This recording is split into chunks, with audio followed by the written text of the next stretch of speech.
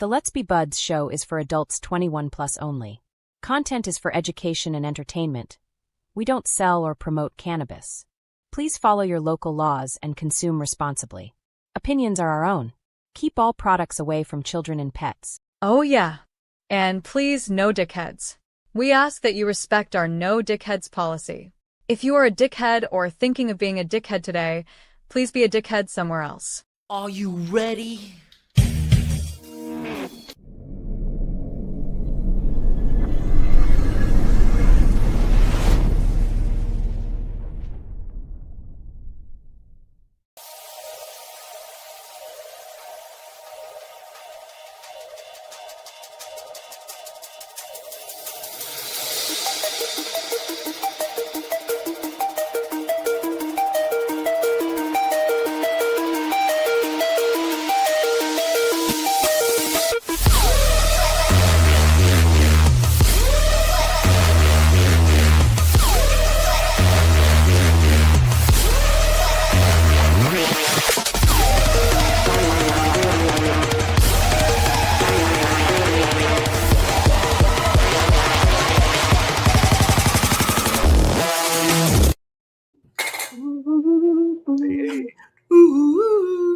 Hey, welcome to the show, everybody. Welcome. Joined as always by my good friends Miranda, Dave, and Josh. We got a great one for you tonight. Welcome all you new, all you early birds in chat right now. Just say hi, and it'll qualify you for a duck in the race. And that'll be happening on the first Wednesday of the month. So good luck. And a little bit more on tonight. Tonight's the Let's Be Budz crew are the seed sponsors. Mugwort is the herbal remedy of the week, and there's something else I wanted to get in there, but I'm sure it'll come back to me. And good luck, everybody, on the early bird. Good luck. Uh-oh. Da-da-da-da. And congratulations.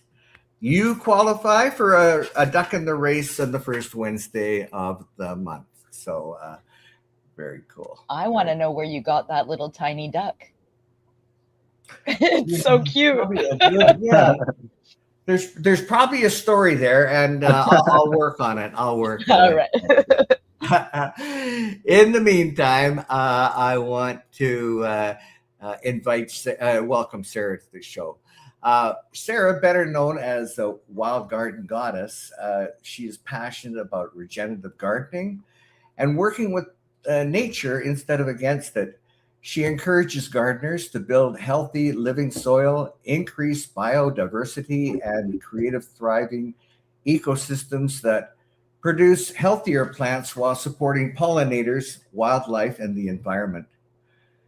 Whether you're growing vegetables, herbs, cannabis, or flowers, there's something we can all learn from taking a more natural approach to gardening.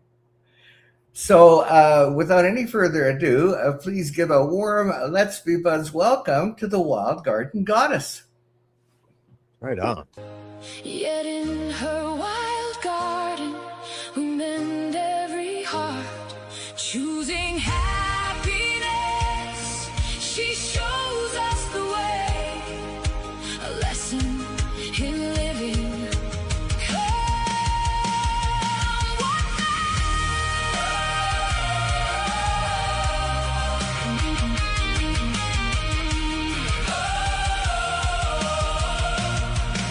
So let's plant the seeds in the soil of our lives, chase dreams through the struggles, ignite our wise. Sarah's wild magic flows through our veins in the garden of joy. Love always remains.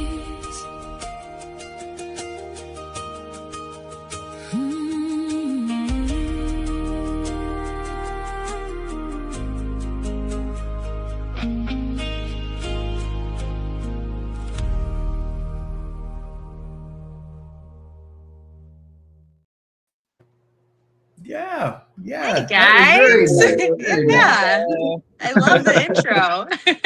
Well, yeah, So welcome to the great. show, Sarah. Yeah, and thank you for that, Dave. That was cool. That was very cool.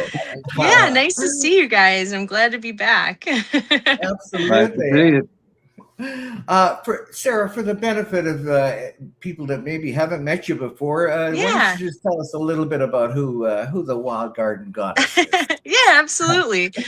So my background is in regenerative agriculture. I have a 100-acre organic no-till farm where I specialize in vegetables and rotational grazing, and really just focusing on food production, but also building habitat. So growing in a way that's in line with nature and making it so that you can produce crops, but also be giving back to the environment and not detracting from it. There's so many different ways to grow and so many approaches to it that I've found that this is one that is just like, I think, the best for both, for so many reasons, for the production aspect, but also for how it's building ecosystems. On my farm, we took the organic matter percentage from around 2.6% to 7.75% in a few years through using deep mulching techniques and building soil. And so throughout that time, we saw, the ground go from this basically dust, from being tilled and overworked to being this vibrant ecosystem. And so I just think it's great. And I really think that food production and also growing your own cannabis is beneficial life skills for everyone to know how to do. And we've gotten so far away from nature as like a society that I think a lot of people really, have this desire to connect with nature and learn these skills. And I think they're really great things that, you can share them with your community, or you can, pass them down as generational knowledge to your kids, or, I just think there's so many benefits to growing anything really in a way that is like, done naturally and organically. And so, yeah, I'd say that's like my passion, but I started doing no-till living soil in 2011, and I did it in a 2,000 square foot urban garden for about 5 or 6 years. And then I scaled up to my 100-acre farm, and I've done that since about 2016, 2017. And then I've been doing commercial cannabis for a few years as well. So I kind of have my hands in a little bit of everything. But yeah. Very nice. Awesome. Super awesome. So, like, what made you just get into that to begin with? Like, were you growing before?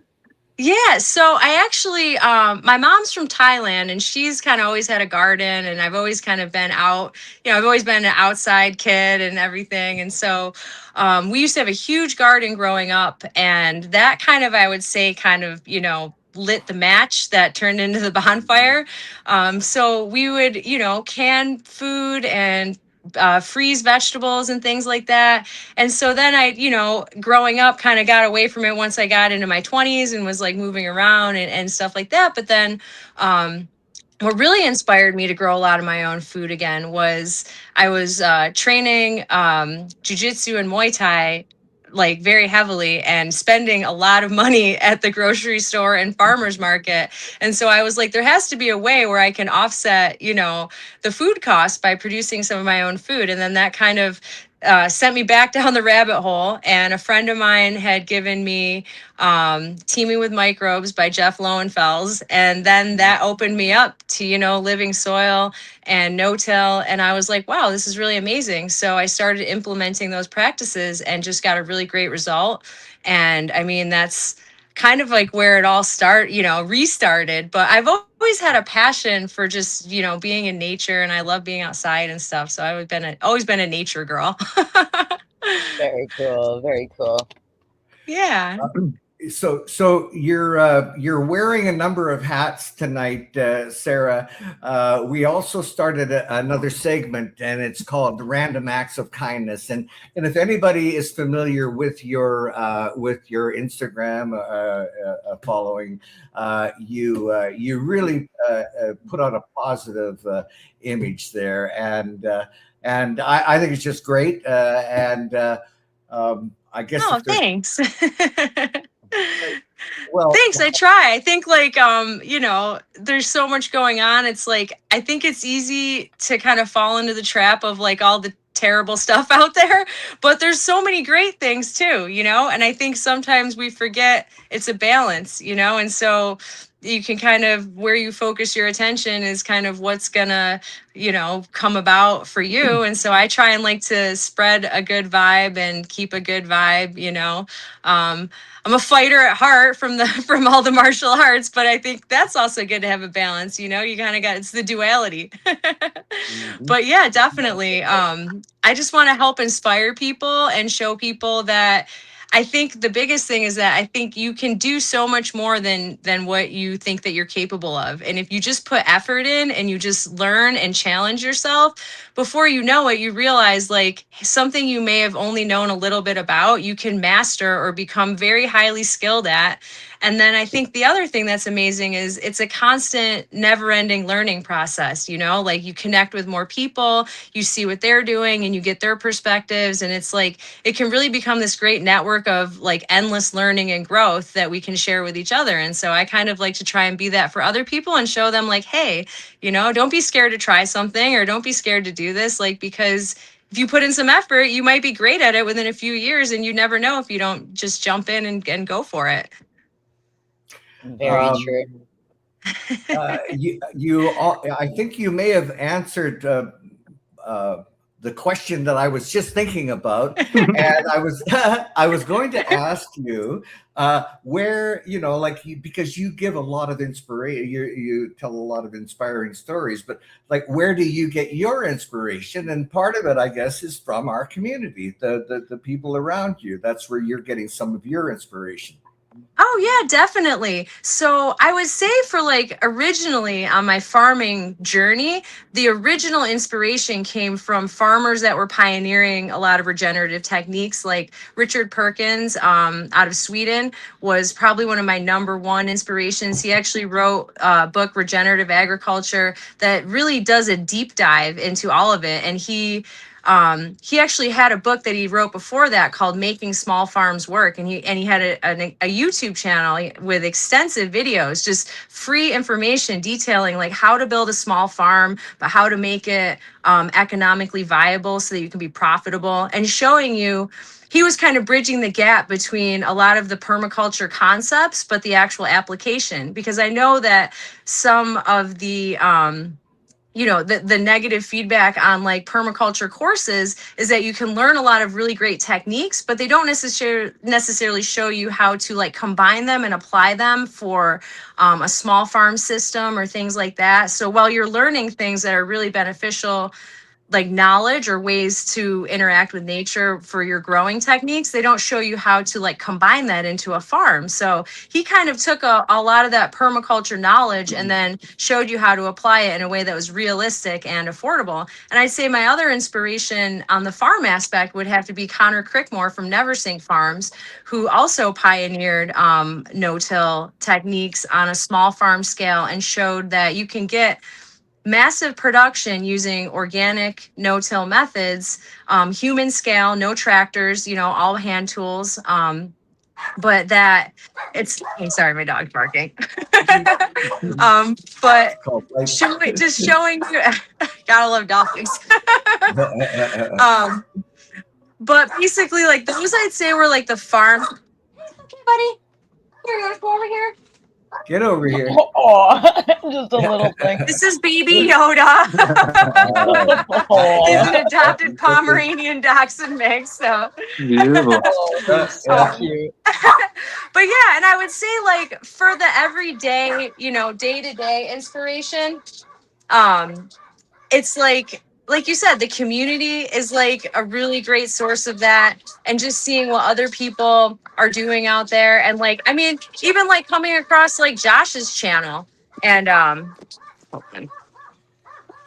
coming across Josh's channel and seeing what you're doing as far as like, you know, your build out is phenomenal. And that is inspiring in itself, because I've never done anything like that personally, but to see it done is kind of like this just amazing, beautiful thing. And you're like, wow, like he's doing it. There's like a great example, and it can show other people like what's capable, you know? And so I think like it's just really cool to see what people are doing in the community to show you like what is capable, you know, like what you could be doing if you put in the effort and things like that. So Absolutely. Well, thank you. Yeah, it's COVID, I'll say this, COVID changed a lot of paths, put people on different mindsets. You know what I mean? It did for me. And it kind of, I never would have be in this situation. I never would be sitting in front of you right now, probably if it wasn't for COVID. You know, because COVID put everything, it put everything on a different path for me. You know, I was focused on, you know, business and just making money and doing this, doing that. And, you know, I wasn't focused on like, I'm almost 50 years old. You know, I'm not focused on like, hey, we need to like settle down, like learn how to, you know, grow your own food, do this, do that, because you might not be able to go to a grocery store. You know, the grocery store might be closed down. I mean, you know, being in a trucking business, it can happen really fast. Like the grocery stores are empty quick, like in a day. That can be scary for a lot of people. That can be scary for, you know, the whole community. And you're you know, right, if it got to that, and if it got to that point, you know, where you need skills, the number one is learning how to grow. You know, learn how to grow your own food is good Lord. And if you're in the community, if you have a little, you know, community that, you know, you're invaluable in that community. Oh, definitely. And you're right. COVID COVID changed so much for so many people, because it showed how fragile everything is, how just at the drop of a hat, like whole systems can be shut down. And absolutely. That's why I've always thought growing your own food and medicine it's a life skill, you know, that's like important, I think, for everyone to know. And I feel like as we get more, you know, technologically advanced, we're losing a lot of this knowledge that really I think is essential for our existence, you know, because if we don't pass it down, I mean, I look at the techniques that I'm using, and really a lot of them are you know, mechanized farming techniques that we're doing everything by hand, you know, and so it's like with tractors and things coming in like that, it took away a lot of those skills even, you know, and so people kind of forgot how to do things in certain ways that can work with nature around them, instead of, you know, destroying it and decimating the soil in the process. But COVID definitely changed a lot for a lot of people. And I think it's great because, like you were saying, it was a catalyst for you. It's really great to, I'm sure, look back and say, you know, out of this crazy experience, like you were able to take something positive from it that probably, you know, enrich not only your life, but also many others, because people love what you put out there. And I think you're inspiring to so many people. They just, I mean, I see people look at it and, you know, they're in awe, and I have conversations with other people and they're like, wow, do you see that? That's so cool, you know, and like, you're just showing people that it's possible. And I think that's just amazing. Yeah.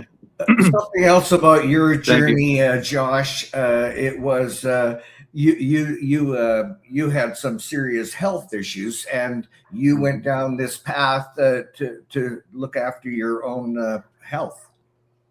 Yeah, I mean, you know, that's what I found. I was lucky enough to like be listening to a lot of YouTube podcasts, and I was listening to one, and I came across Matt Powers, and he was on the show. We just had him on my show last week, but he talked about his stomach issues, his gastrointestinal issues, and I was like, that's exactly what I was going through. I'm 6'2". Right now I'm 185 pounds, so that's normal for me, but when I got sick, I was most of it was stress, but who knows what else? I never went to the doctor. I just knew They would just the want to thing. write you a prescription anyway, and that would only really mask the symptoms and not get to the root of it. Exactly. Yeah. And I went on a hunt. That was another reason why, not just to grow, cannabis, but was to, try and, once I started learning, he kind of was like, this was my gastroenterologist.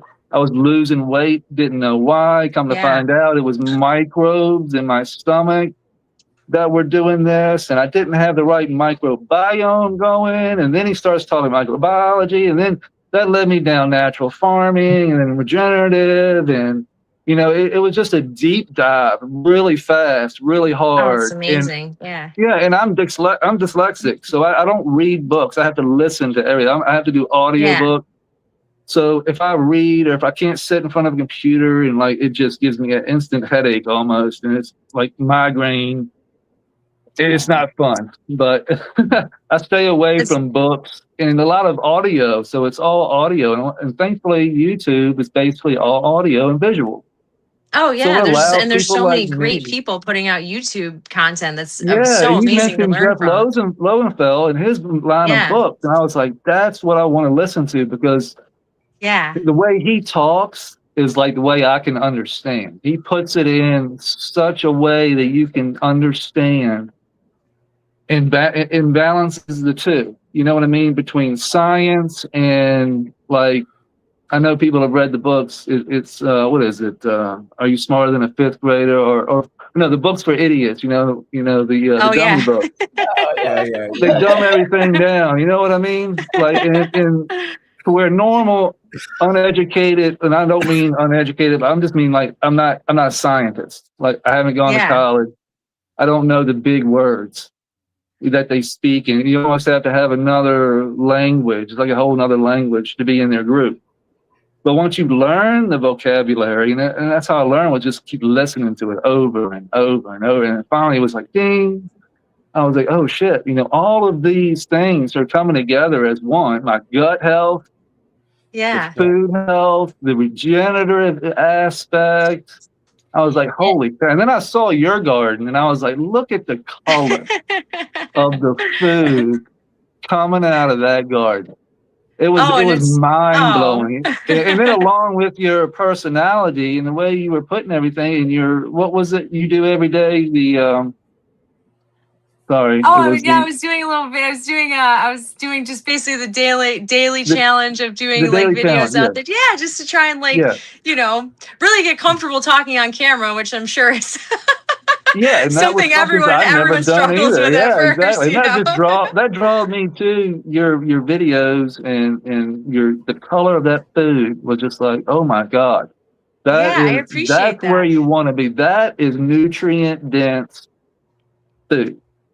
Definitely. And if you can grow nutrient dense food, you can grow nutrient dense anything. And from growing stuff too, in that same style, where it's like, where you even have a lettuce, and you're like, the leaves are so crisp, it just is you get this beautiful, you get this full expression of the genetics of what it was meant to be, and I tell people, it's you can eat a lettuce from the store that was grown hydroponically with not a lot of nutrient, with not the same soil nutrients, and there's there's almost there's an emptiness to it, when you eat it, where it's lacking flavor notes and nutrients. But the best is when I would, selling my vegetables and things like that, and people would eat it and say, this is the best I've ever tasted, the complexity of the flavor, and just the freshness and the crispness.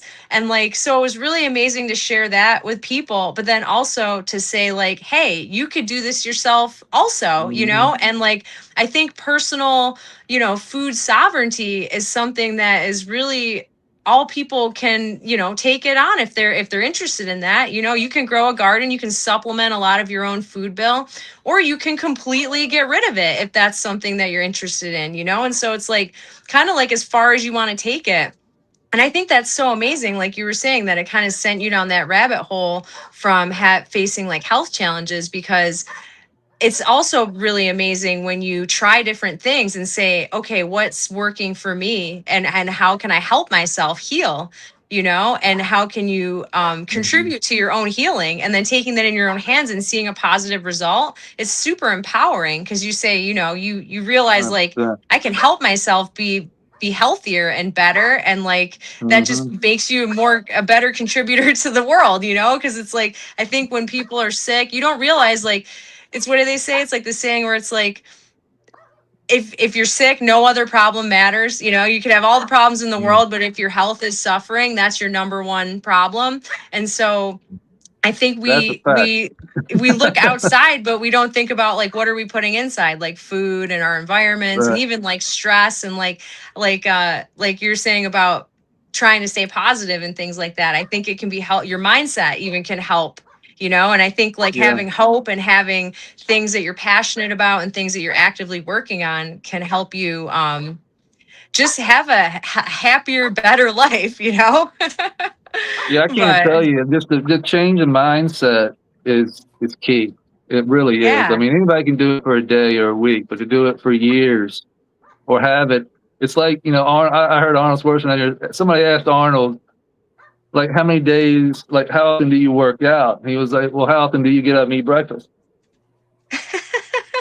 It's the same thing. Like, it's an everyday thing. It's not something you just do once and forget about, or you do once a week. It's something you do every day. Now, he doesn't go in the gym and pump iron, but he's doing something. You know what I mean? He's doing some push-ups. He's doing something to maintain that physical strength that he has.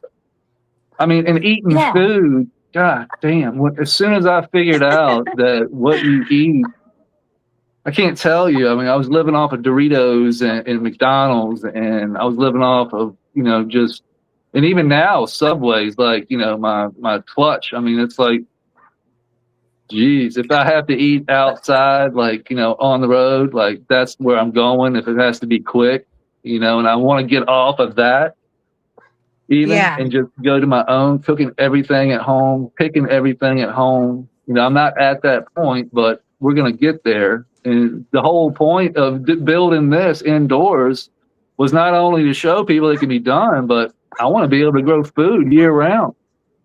And medicine. And once you figure out food and medicine are the same, and if you can grow them both nutrient dense and where the color is vibrant, like, you just know it's healthy. You just know it is. You don't have to test it. There is no test. How long did it take for you when you started changing your diet and things like that to see, like, an improvement, or, like, did you notice a difference? I noticed a difference. It's not instantaneous. It took me. It's kind of more like subtle and like over years to destroy. Yeah. You know what I mean? Like, I've been destroying it, and through the alcohol. I mean, I was a functioning alcoholic. Now, I haven't really drank alcohol in almost 4 years. Yeah. I'll still have a beer every now and then at, like, Christmas dinner with the family or whatever. You know what I mean? But I don't drink alcohol anymore.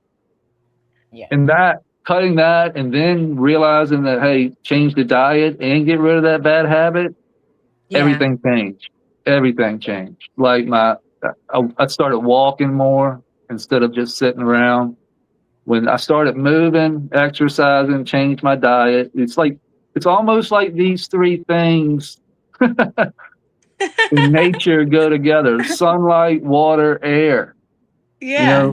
Nutrient dense food, and exercise, and sleep. You know what I mean? These three things go.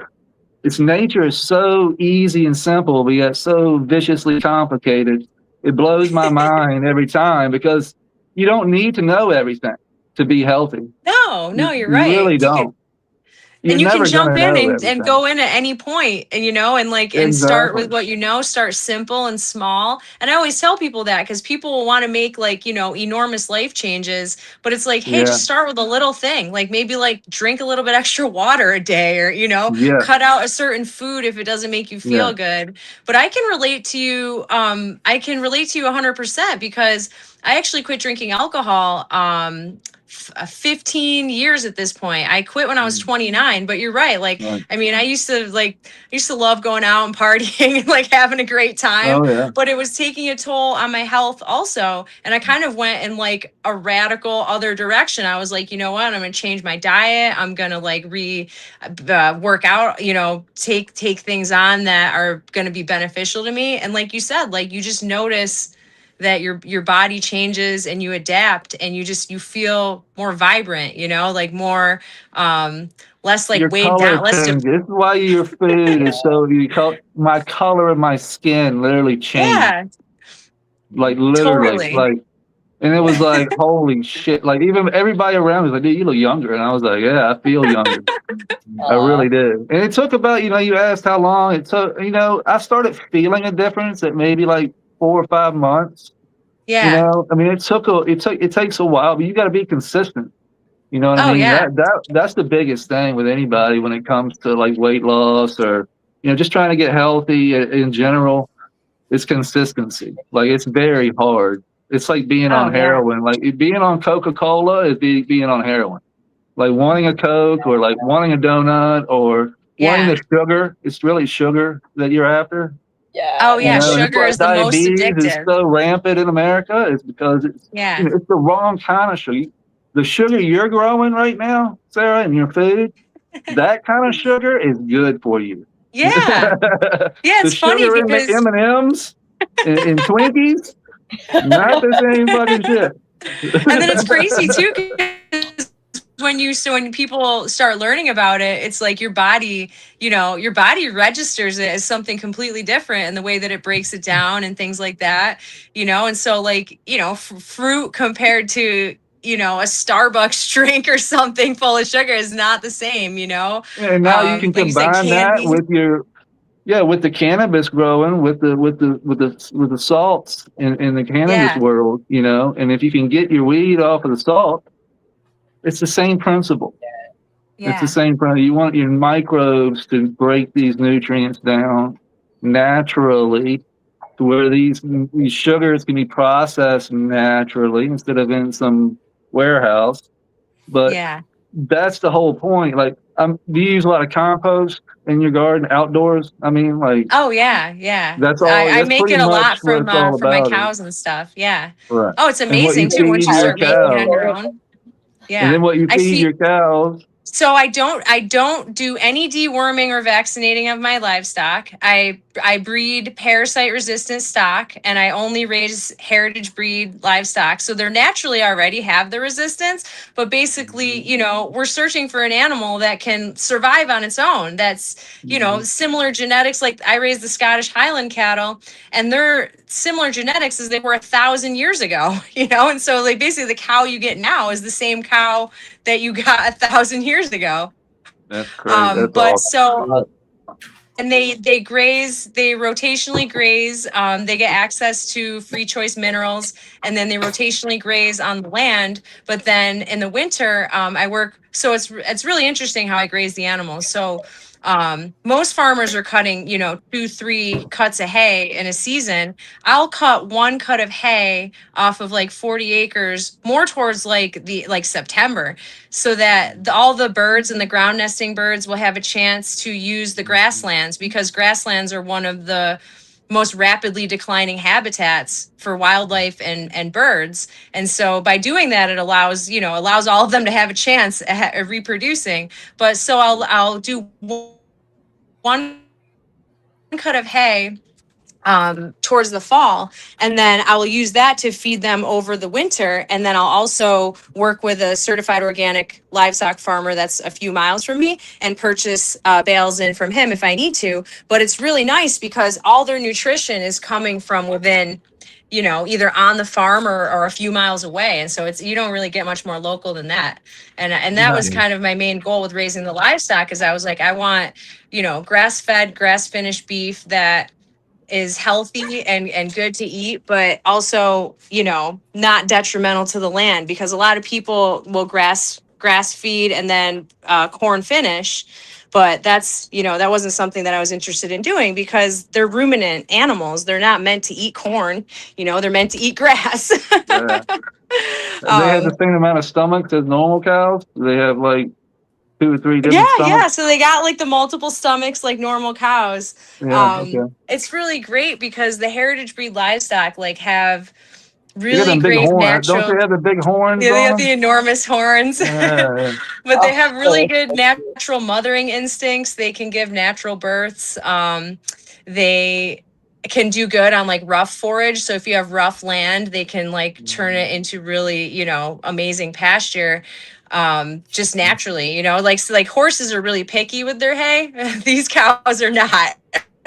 They're just eating it. Huh? Great. Just like the raid. Or like the pig of But the yeah, and cows. so like, and then there's like,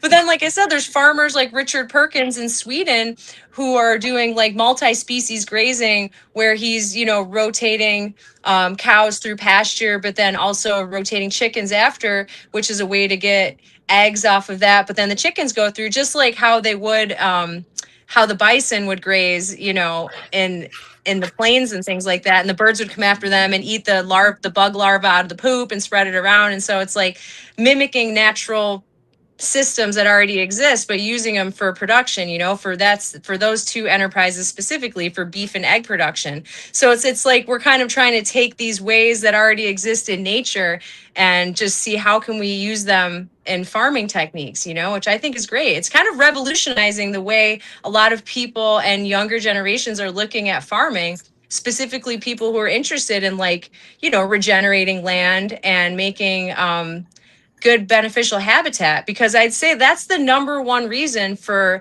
species decline is habitat loss. And so if we keep, planting thousands of acres of corn in a monocrop system or, destroying wetlands to build a parking lot or a strip mall, we're not the things that were there I got a solar previously field get just popped up. displaced. Yeah, they don't just disappear. Yeah, I got a solar field that's just finished. Acres of solar panels. They just took it was corn, now it's solar panels. Oh, it's so terrible. I know in New York, it's the same situation. They're working kind of in backdoor channels to really kind of get like preserved land, like DEC land and things like that, like trying to turn those, like you said, into the solar farms. And it's not good because some of these are like, you have eagles nesting there and all kinds of wildlife. But once you destroy that land, they have no place else to go. And it just really affects the population and the habitat. And so it's unfortunate. And I try and encourage people. I think it's like really easy to look at all these things going on and get down. But I tell people like, listen, if 1 million of us tried to make a small difference, that would actually make a difference, So don't feel like even if you can contribute in a small way that it can't make a difference. I think it's a lot of people doing these small contributions that actually will end up making a difference. And then just learning about things like how you said it, you were inspired by your own health challenges to like jump in and learn these things. And it probably opened you up to so many other things that you're like, wow, now I want to learn about this or that. And it kind of like, you just end up, offshooting off of the things that you already learned. And like, before you know it, you're like, okay, I'm actually really interested and knowledgeable about all these things. And now you're inspiring other people to kind of, follow your path. And like, that's gotta be really a cool thing because you started kind of just like anybody else who jumps in. You're like, hey, I want to learn about this. I want to, help myself. And now other people are looking at you like, I want to do that too, Yeah, so it's really cool. You'll be looking at testates in a microscope real fast, like protozoa, nematodes, and you'll be deep diving. I mean, it can go so deep, like it depends on how much you want to spend on a microscope, depends on how deep you want to go, Oh, totally. It's crazy how this whole thing functions and how like you could just, it goes into the quantum realm of plant biology is just insane, and how it comes down to like frequency and electrical charge and how I flow the creek can dictate how much water is wicked up into the soil. Whether I place a rock here or place a rock there determines how much splash I get out of the creek, which can water more plants, which means I would get more vegetative just by moving a simple rock. So by me saying it's just little thing, the littlest thing can trigger your brain to go bing, like, oh shit, that's how that works. Oh shit, that's how that works. I was like, oh yeah. So the plant is actually catching light. It's actually catching the fastest thing in the universe, and it turns it into sugar.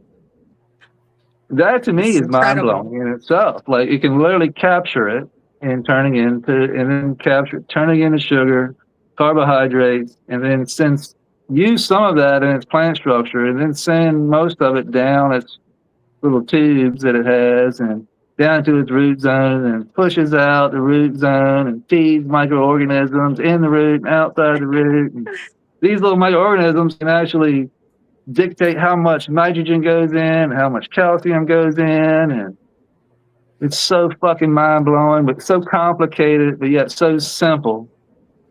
And once I was like, oh shit, this is the same thing as if I got to put, when I chop and drop, I put food in my mouth. I don't swallow it whole. I chop it up, put it on the soil because it's easier to digest. It's easier for the little critters and ants and micro to digest faster to where they can shit it out. And then that shit goes on to the next shit pile. And it's a shit loop. It's a damn shit loop. Poop farmers. Micro farmers. You're a poop farmer. You're a shit farmer. That's all you are. But yeah, it's really funny because like you said, when you look at it on a microscopic level, like things are eating other things. That's and like everything's existing off of something else. Yeah. So that's why I tell people, like, when you're tilling, in an outdoor system, you're literally decimating these networks that are naturally there. Like it's so counterproductive because it's like they're tilling to loosen the soil. They're literally destroying the networks that actually give the soil structure, because everything that's in there is naturally aerating and allowing water to come through and allowing nutrient cycling and things like that. So when you go disrupting that, you're going to get a huge blast of nitrogen all at once and your plants are going to do amazing at first. But then what about a couple months from now when you have serious compaction and then you have soil and water runoff, And so it's like people really we've gotten so caught up in like doing one thing, but now looking at how it affects the big picture, and that's kind of like you said with people and their diet, even whether it's like food that you're putting in your body or alcohol or things like that. Like people don't think like, okay, maybe this one thing, it's just one thing, but they don't think, how is this affecting the whole rest of my body? How is it affecting your, your mentality and like the ways that you can kind of show up and feel like a healthy, good person. And like I think that's what's tough is like things are so accessible. Like I tell people, like just because you can buy it in the grocery store doesn't mean that it's good for you, No. Most of what's in a grocery that's store really the biggest challenge is like, oh, it's terrible. Terrible. It's processed and it's like really unhealthy. Delivered to their door now. Like it's crazy. Yeah. Oh no. Yeah, that's so bad. It is. Or like horrible. The big liters of soda where you're like, why does anyone need that? That much soda is not good. But yeah, it's like it's tough because there's so, I think that's a really hard thing for people to understand. And it's the same thing with the plants, because you can get it and feed it to your plants doesn't necessarily mean that that's going to produce something that's great for you to consume or, be the best it can be. And I think that's honestly what's led me down the path of growing these ways and doing these things is I was always trying to say, how can I do this the best, and how can I do it and get the best expression of the plants, the best end result, the best for everyone else around, the environment and everything. Because even with the other styles of growing cannabis, all of the runoff and things like that, all of the waste material that comes from it, I don't think a lot of people think about that, but that, just because it goes away and you can't see it anymore doesn't mean it doesn't exist out there, And so when you grow organically and like with the living soil, it's like you're literally creating something that is so natural that it can just, you could take everything in your garden right now and put it in your backyard, and it's going to make your backyard better. Like it's not like you're throwing out things that are going to take 20 years to break down or anything. It's all natural. And so I think that's a good direction for all of us to be kind of heading in, or at least interested in learning more about, like I think it's tough because people get really locked in. And I know there's like, the commercial production and the commercial industry. Obviously be great if everyone could go organic, but like, we're not there yet. But I think if people start learning about it and get the interest, then you really start opening up your mind and saying, wow, this is actually, there's something here that I'm not getting out of these other ways of growing. And I think if people just try it, like I don't know anybody who's gone living soil cannabis that's ever went back to growing how they grew previously. Like not a single person I know that's went in that direction has ever went back the other direction. I think it's just hard because people become so locked into the systems that they know that they don't want to like branch out and try it. So I'm like, listen, if you don't want to switch your whole grow to living soil, just maybe like do one run and see how it goes, really jump in, and give yourself time to learn. Cause I think sometimes people, they don't necessarily know the right ways to do things. And so then they'll write it off. They'll say, oh, like I didn't produce good, but it's like, well, were you doing drybacks like you do in other methods that, is going to affect your soil microbiome. So it's like people, I think, will kind of write off the methods as being bad, but not really give a chance to fully learn them. So I think when people dive in and learn and then like give it a chance, give yourself patience, try and really master it, and then say, okay, how do I like this compared to how I used to grow? Because I think the result is like like there's no denying that the results are amazing. Yeah, you don't have to do anything really, but maintain moisture. No. It's maintain moisture. And just let it ride. Don't fuck with it. I know. How's your second build out going? I noticed like the build out looks phenomenal, by the way. I know you had a little challenges with the water, but it looks like you're getting it all resolved, and it's cool to see your own learning process, Yeah, hold on, let me clean my camera here.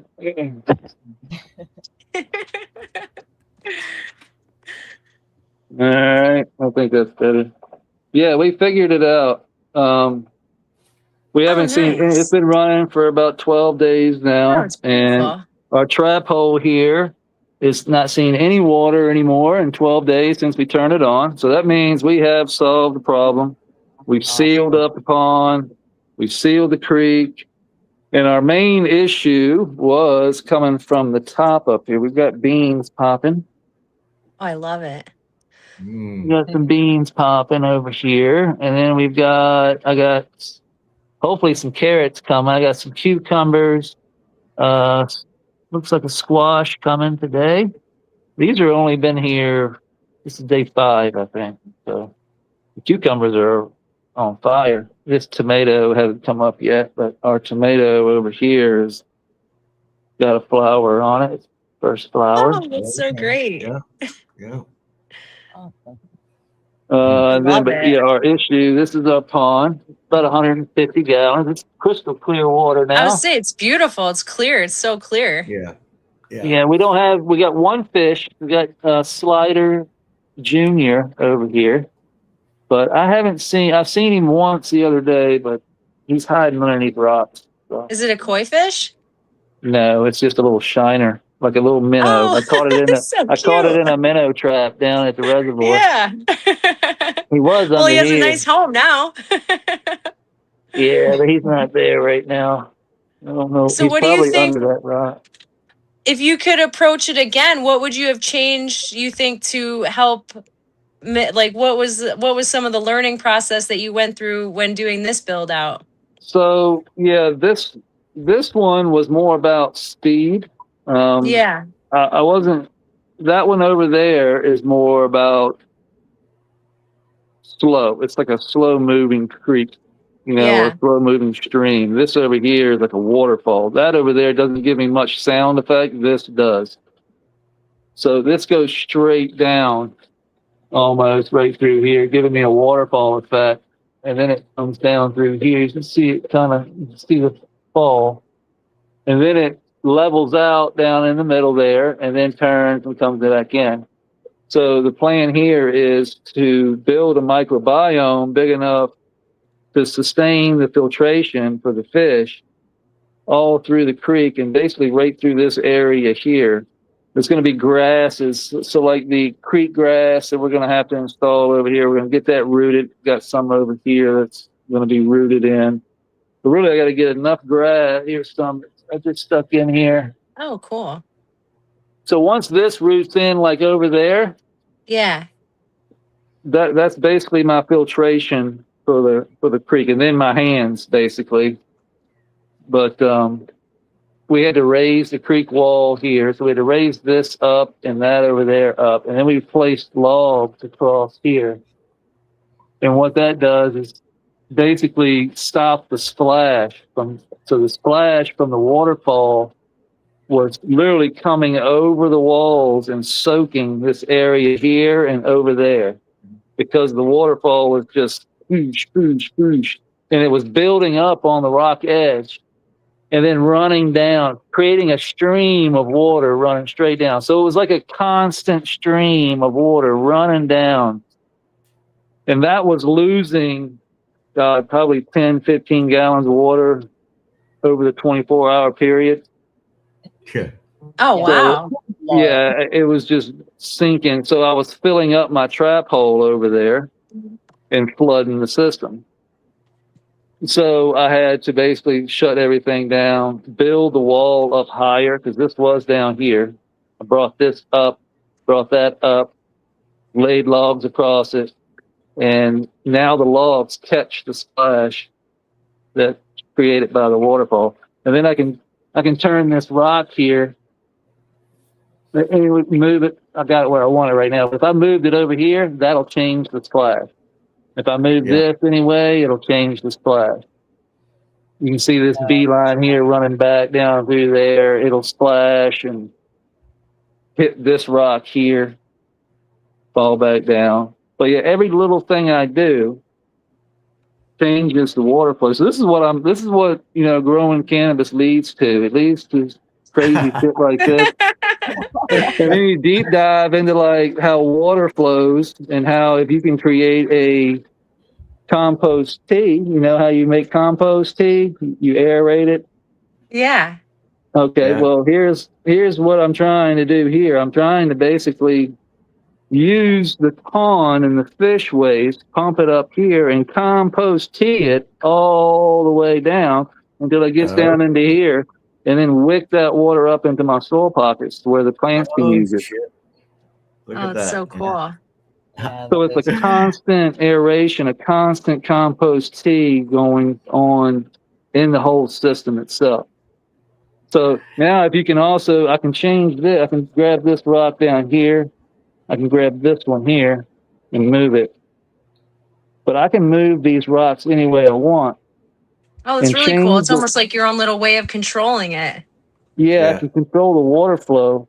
And when you can control the water flow, you can actually do a lot of crazy shit.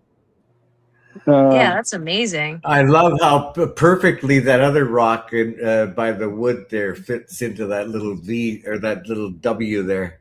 This one, That this one. Yeah. This happens to sit perfectly, right? Like, look at the cut on that rock, and then look at how that just sits perfectly right there. Oh man, so now cool. I won't be able to get it back there. There it goes. Yeah. It's so cool. But the other What one kind of over grasses are you going to put in there for the So I got filtration? wheatgrass. I got wheatgrass in here. This is all wheatgrass. Okay. So all this is wheat. It's just popping up here. And then I've got, looks like some diachondra grass popping up. This is all wheatgrass. We're going to have, this is a sweet potato that's coming on around. Oh, nice. We're going to have to maintain the sweet potato because they get out of hand. Oh, yeah. But this one's coming on around. We're going to use this as a vine, kind of let that go. That's really cool. And then we're going to have tomato, cucumber, squash. I'm going to put peppers in the middle. And then the herb garden is up here. Nice. Are you gonna do perennials and annual herbs? What kind of herbs are you throwing in there? We're going to do a little bit of everything because how I'm running the light cycle, I don't think it's really going to matter. We're going to do a little bit of both. We're going to do, Nice. I got sage, basil, dill, cilantro. What was that other one over there? I forget. I have to go over. I think that's all of them. That's awesome. Cool. And then the Monstera. Yeah. Oh, I love That's that. beautiful Monstera. Got a new leaf coming. Oh, it's so happy. Yeah. That thing's raging. Oh, it's Yeah, stupid. I love it. So I love cute. that. I've got some big Monsteras too. They're really fun to grow. Yeah, this one's getting out of hand. We're going to be selling Monstera cuts. Oh yeah, people would love that. You should grow a Thai constellation one, with the white on them. Those ones are really nice too. And the tutor came out. So this is, I'm sure everybody knows who's watching, but that's Pooter and Scooter and Pooter. Yeah, and the water in there is so nice and clear too. It's beautiful. Yeah, and I want to emphasize that there is no filtration. Wow. Okay, so this is my Yeah. big accomplishment, I think, in the aquarium and exotic fish world is because I've been doing this now for a year and a half. All right, and I have crashed the system, but I know why I crashed the system. Okay, and it wasn't because I didn't have filtration. It was because of my stupidity with the lights. And now that I know that I messed up with the lights, I know I won't crash the system again. But it's so crazy how, like, I was told this could not be done over and over and over again. Like, literally, like, by big name people. Like, you're going to have filtration. You got to have filtration. You got to have a box. You're going to have filtration. You're going to have charcoal. You're going to have filtration. All this shit I was told. All right, well, here it is. Everything is green as fuck. Yeah, it's almost like when people build the natural like swimming pools outside and they use all the plants for filtration there, and those don't have any filters in them. Yeah. It's all from the plants. Yeah, and Those are beautiful. once I found out the trick, like, they're trying to get rid of their algae. You know, everybody's like, oh, you need to get this in your, get rid of that algae. And I'm just like, no, if I get rid of the algae, I crash the system. That's my filtration. This is why you need a box. Okay? So if you let nature be nature and just pick it out when you don't want, when it comes overwhelming. So yeah, you do have to do some maintenance, but it's just stewardship of your environment. You know, really, you got to cut the grass, you got to maintain your stuff. But for the most part, I want this. This is my filtration, but it's also my number one food. And the soil biology loves that. It's like candy, feeding candy to a baby. It's gone, Yeah, it's and it's filled with micronutrients. It's crazy, like you said too. Like other people will say, "Oh, remove this or do that," and then it throws the whole thing out of balance. Yeah, look at that. It's making oxygen right now. Wow. Oh, Those look at are that. bubbles. Wow. Yeah. So that whole line right there is making oxygen. Josh, can you tell us a little bit about the role that lactic acid bacteria plays in your filtration? It plays a huge role. But it plays a huge role in life. I mean, it's all over. It's now that the more I've learned about the lactic acid bacteria, I've got some right here. I mean, here it is, right here. Super easy to make. It's just rice wash, water, and milk. Setting, it ferments. It creates a cheese. You just basically take this and you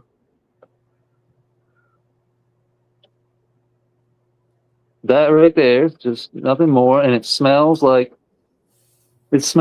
cheese. It really does.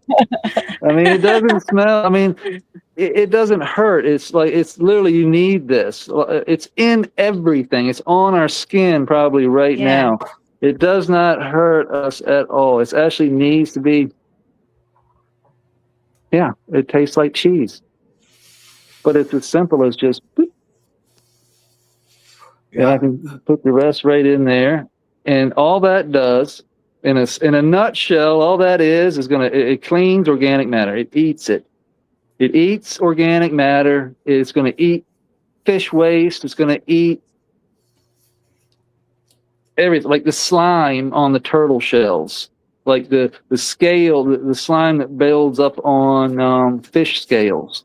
All that type of biofilm that builds up that causes bad bacteria to build. This is the good bacteria. So you got bad bacteria, you got good bacteria. This is good bacteria. And then it's all right. Everybody knows Brandon Russ in the cannabis community. This is his Microbes Plus. Yeah. All this is his like number one seller too. Okay, it's one of his top sellers. All this is lactic acid bacteria, Right. photosynthetic bacteria, and fermented yeast. So photosynthetic bacteria, that is bacteria that eats light. So this is PNSB, purple non-sulfur bacteria. And purple non-sulfur bacteria is a photosynthetic bacteria. It eats light. It photosynthesizes. It does what that algae does. Where you're going to find this stuff, like in nature, is in like you're going to find this in these crevices here, like where water is hitting, like muck. You're going to create this muck. And all of this in the future is going to turn into this. So all of what I just showed you, that sand, silt, and clay, that's what these worms, this is what they do to it. This used to be that. But this is what happens over the course of time. The critters and everything turns sand, silt, and clay and organic matter into worm castings and shit. Yep. And it builds up. So look at that. That's an inch pile of worm castings right there. Look, there's an earwig right there. That bitch bite your ass too. You got clinkers on his ass. I love how you pick that up though, and there's so much life under there, you know? Oh yeah, this is what they do. Like if you go out in nature and you pick up a rock, you're gonna find these guys. You're gonna find roly-polies. And that's how I like to explain to people about living soil and like the commercial cannabis application too is like a lot of people are just using a medium and then feeding the nutrients and the medium's just holding the roots, whereas living soil, you're creating a whole environment for everything to work with each other. Yeah, see, that's where I was missing. See, it took me like a good year to figure that out. Because I grew in a 4x4 grassroots bed right here, a 4x4. When I first started Instagram, I was in a 4x4 right here.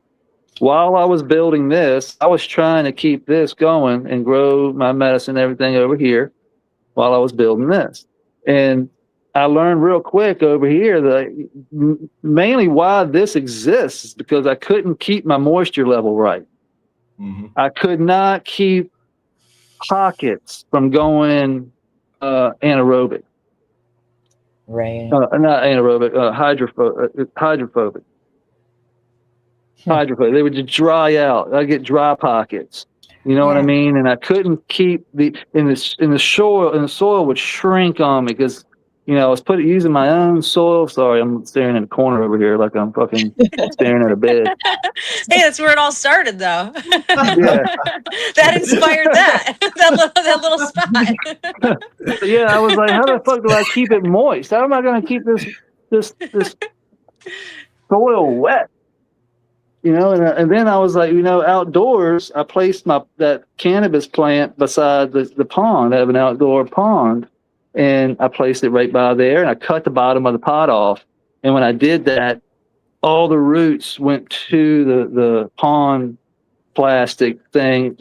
Some of them went over into the pond, but most of them would just attach themselves to where the water was at. Like they were trying to get to it, but couldn't. So they just, you know, the plastic liner, they were just stuck to it and grow all up around the plastic liner of the pond.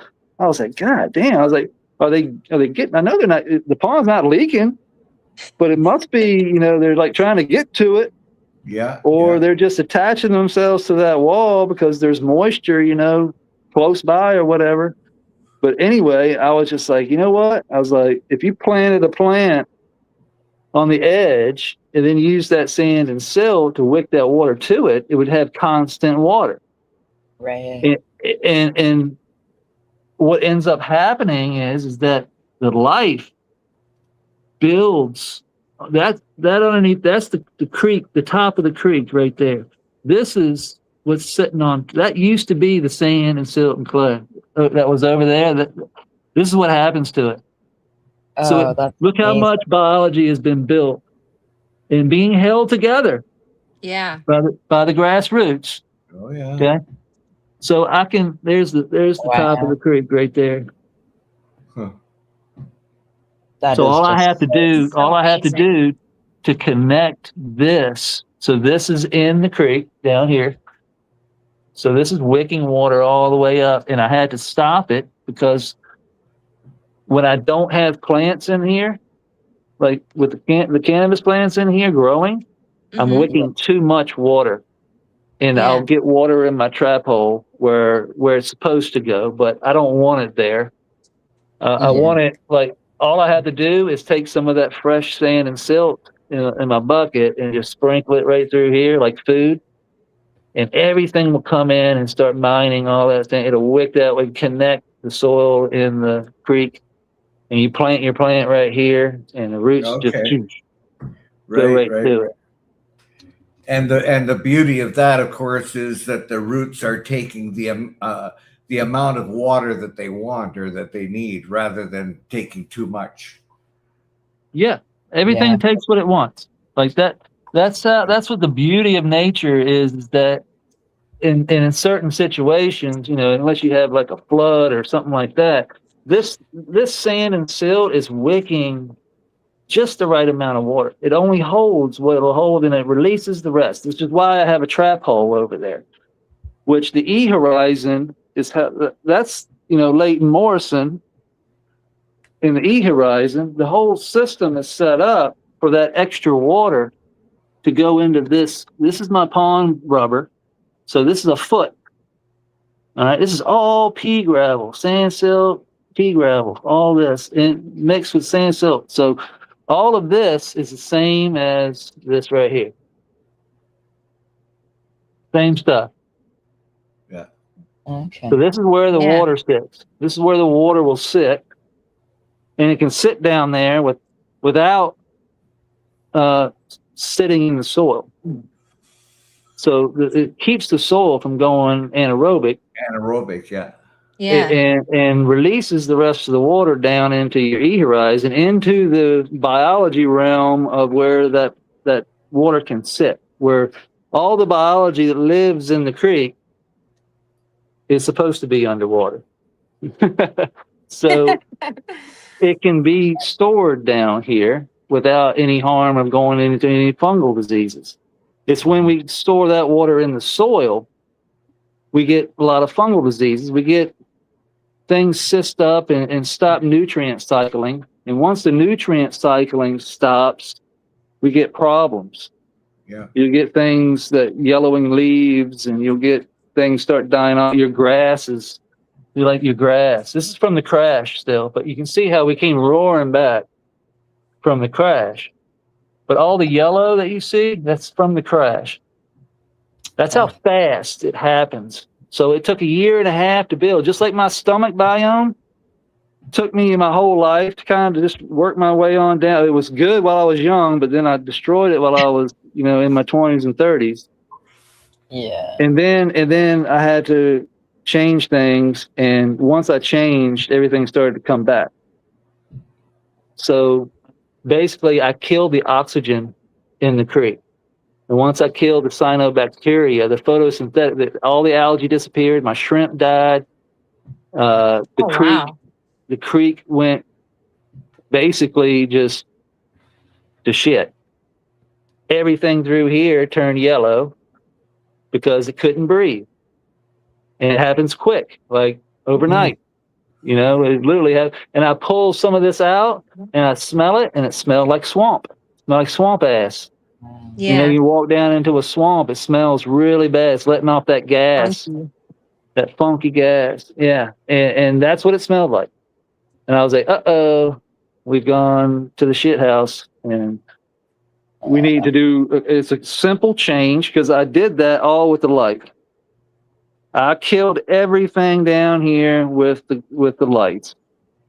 And a lot of people were like, oh, that's bullshit. I was like, well, no, it's not. It makes perfect sense, because I can prove it with this right here.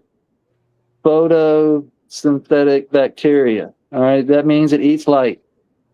Right. Same with that. When I went to a spectrum, when I went to a deep red, all right, 720 nanometer, basically, I was laser beaming everything that eats light. I was basically going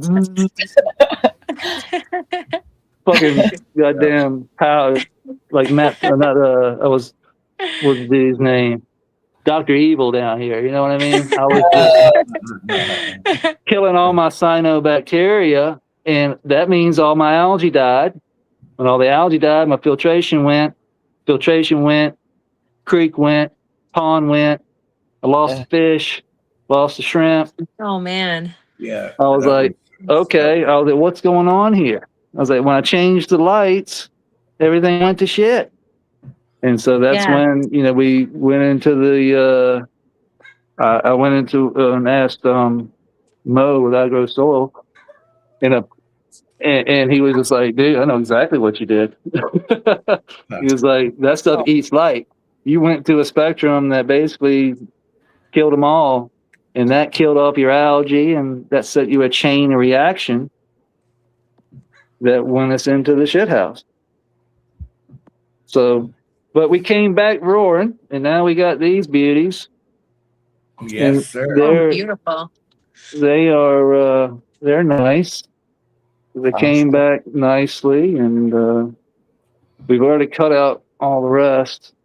This is the last one. But so other than set you back some time, it looks like it didn't affect the quality of your. I mean, it did affect. It affected everything. I mean, it really did. But how it affected it, you know, you can see that one still got a white pistol coming off there. How it affected, I mean, it's terpy as shit. Ain't no lie. Well, you got your lights. It didn't look the prettiest. Yeah. I was going to say that, like, what did you notice on the actual cannabis plants when that was all going down? The reds, you see the purple stem? Right. Yeah. See that? All right. Well, you know it. Look at the backside of it. Oh, where the light's not hitting. No light, light. No light, light. Yeah. Oh man. It's got to be interesting though when you go through an experience like that, like you said, see how it bounces back too. Like it went downhill quick, but then you also were able to get it back under control and bring it back too, which is really nice to see. Yeah, and that was all water change. Like I knew from my experience from aquariums that if you have trouble, water change. You know, that's your first thing, but don't do it all at once. So I took 4 days and I did a 20-gallon water change one day. I did another 20-gallon the next day. I did another 20-gallon the next day. I did another 20-gallon until I was pretty much done a full water change over the course of 4 days. And then I added my lab. And in that time, I made some lactic acid bacteria, and I started re-inoculating the lab. And when I did that, and number one was change lights, of course. You know, I went straight back to my cool white spectrum for the Grandmasters, and I took out all the red and all the warm white. So basically, all I was doing was running these cool blues, which is what I'm running now. I've got them turned way down because I'm on day 80, and I'm pretty much done. They're going to come down tomorrow. I've got room in the Canitrol.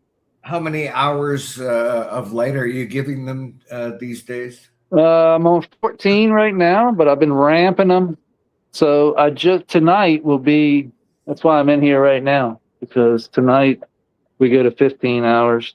So you can see I was, day 69, I went up to 13 hours.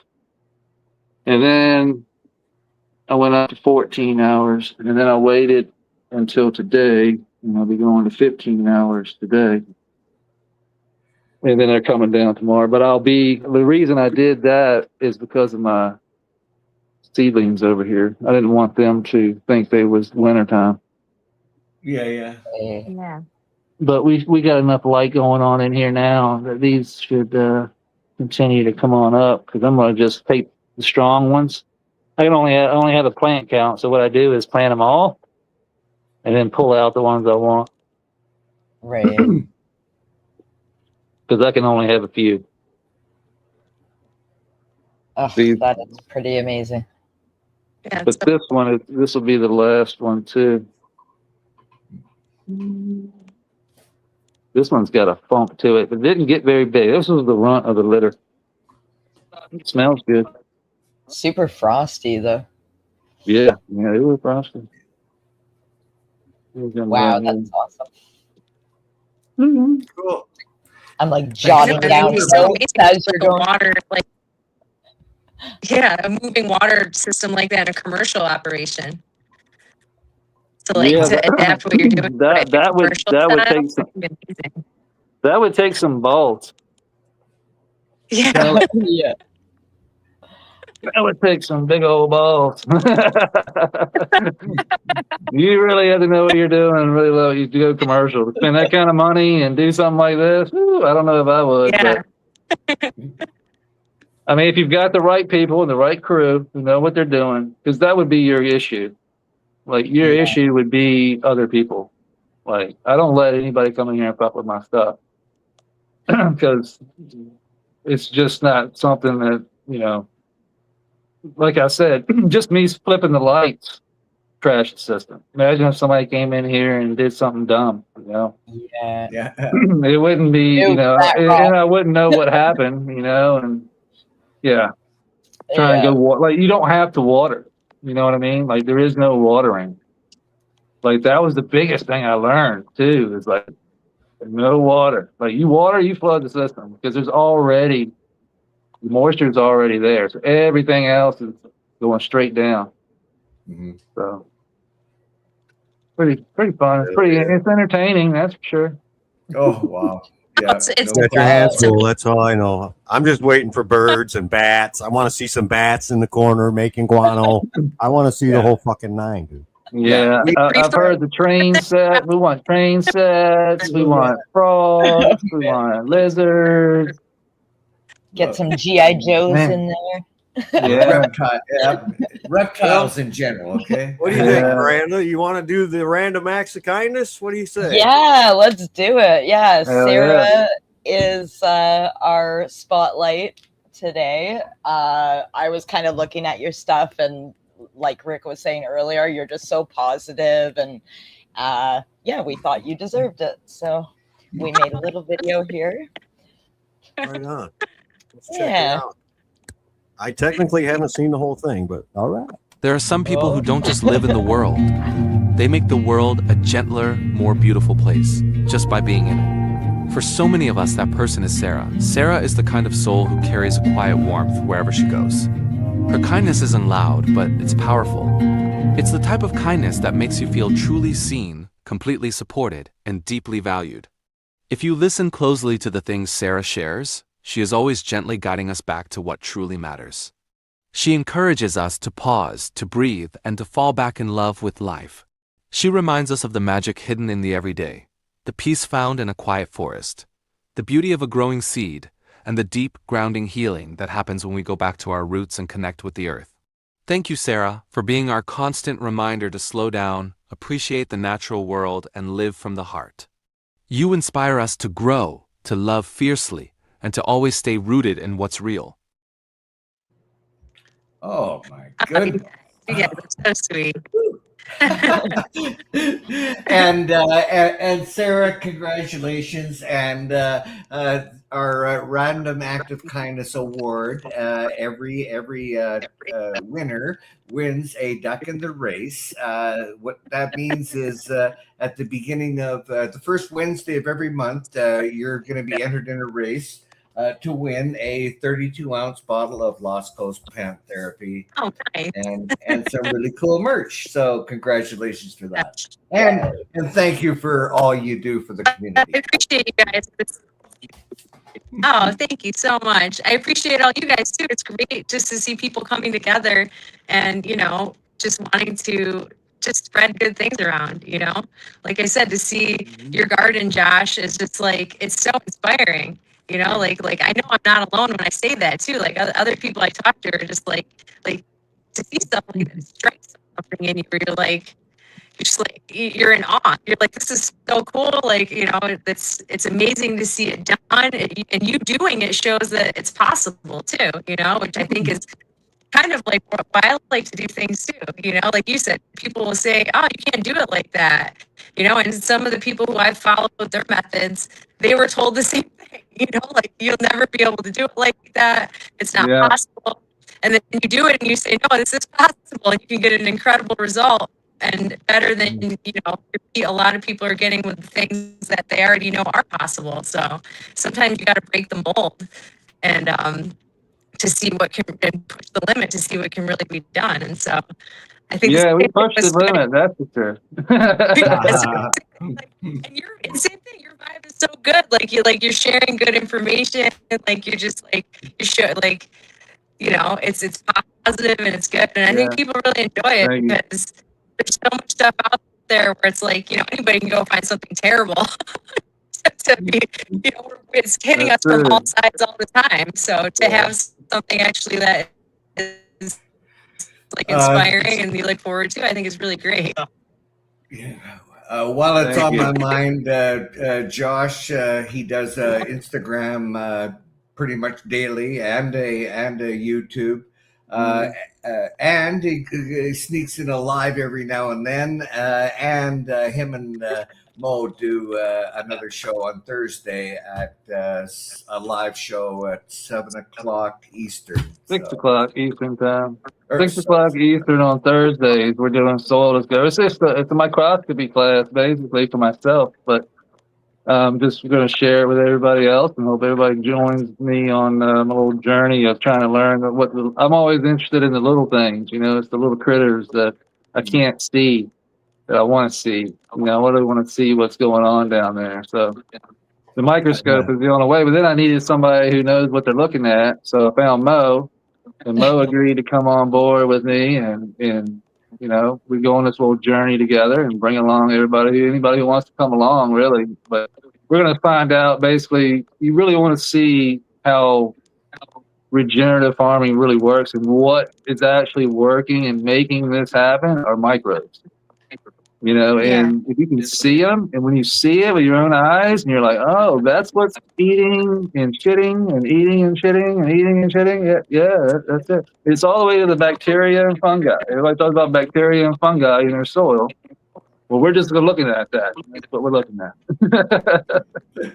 So when I see it, when people see it, I think, like, if you're anything like me, when I see it, light bulbs start going off. I really instead of just reading it, in a book, when you see it, on video, you can you can rewind it and see it again, rewind it and see it again. It really clicks, and that's how I have to do it. And hopefully, more people will get inspired to just put some soil in a pot and plant a seed. It's really that simple. And with today's technology and information.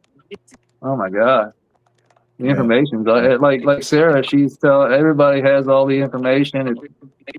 It's when you let nature do its thing. It's so easy, so easy. Like I watch these guys do these crazy setups, and I'm just like, whoa! I'm like, that's more complicated than me, and y'all act like I'm doing crazy shit. Well,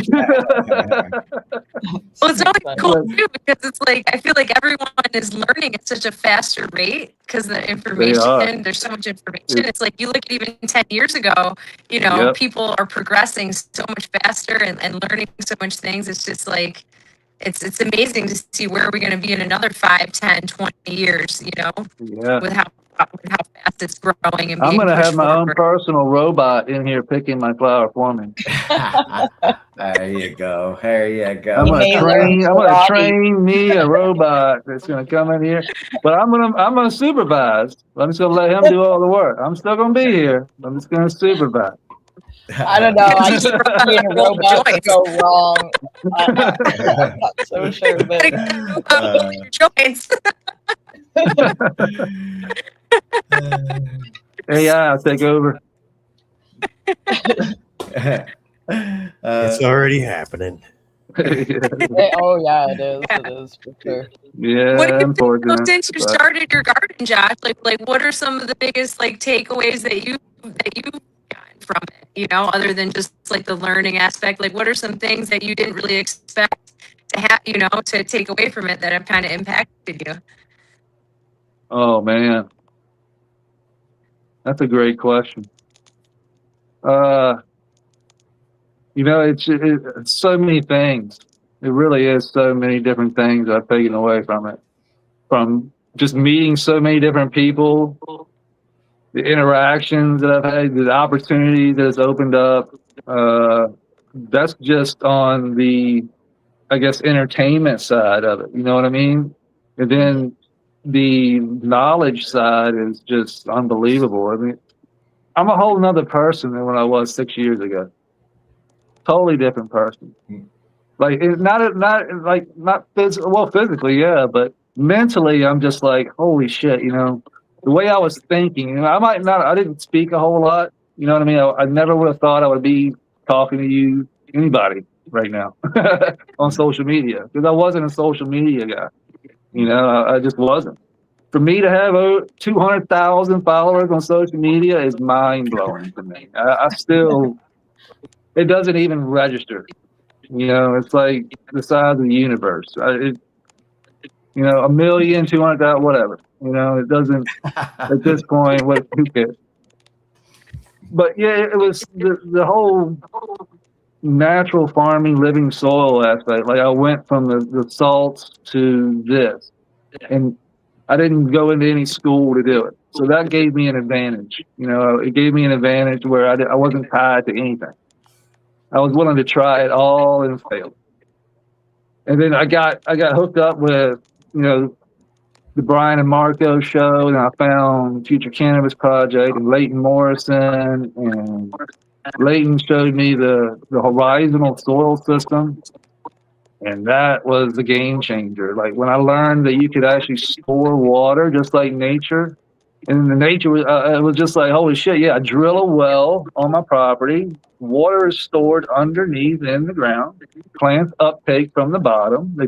This takes big trees, but we've mainly cut them all down. But these big oak trees send these deep roots down to pull that water up from these aquifers. And I was like, oh shit, you know, that we can recreate that inside. You know, just have a sandbox with a pond liner. It's the same way we build a pond outside. We build inside just in a case, like kind of like in a pond box, you know, like a sandbox. It just holds water. And I was like, man, I could probably pull that off. But then to put it on social media for everybody to see me build, like it's all on, you know, Instagram. Trial every day, you know, every day. Like that changed my mindset. Like having social media forced me not to give up. Oh, yeah, good point. So I like put that. myself in a situation where it was either, you know, do it all the way through or look like a moron and Yeah, just you get don't wanna off let social the people media down. forever, basically. Just, it's either go all the way, all in at once and win or not. But I knew I had people like yourself and like others who could point me and keep encouraging me to do that. So once I started gathering, getting a little bit of a following, and people were like, hey, even I had 1,000. When I had 1,000 followers, I was like, oh shit. I didn't start really building this until I got 3,000 followers. When I got 3,000 followers, I was like, okay. Then people were like, yeah, this is cool, but what the fuck are you doing?